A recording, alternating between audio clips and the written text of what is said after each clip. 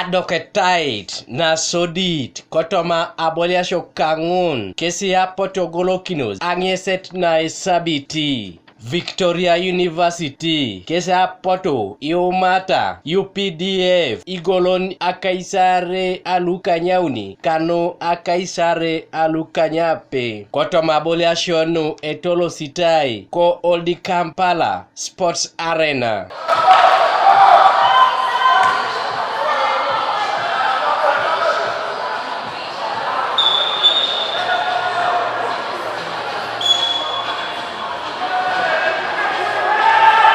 Suleiman Mayanja vice technical kotoma tuko naka Uganda Handball Federation ngesi tije nartebe Aboliasio ngun kesi elosete ejok. Teams have tried as much as possible to lift their game.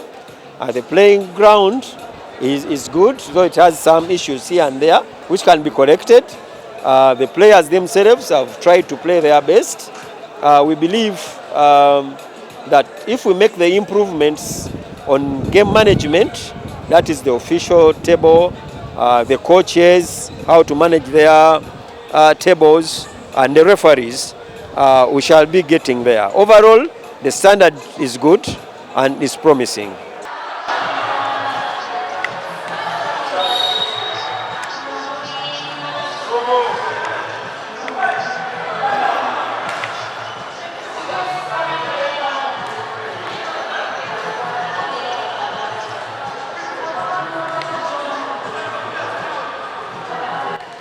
Ismail Bazenye etutuono ko Victoria University ngesi abala ebe ai telekar naka Victoria University kotoma abolia kangin nesi kwana si pedo e club ngol asalakin onabalo unie keda appointan atomon. We lost 2 games earlier.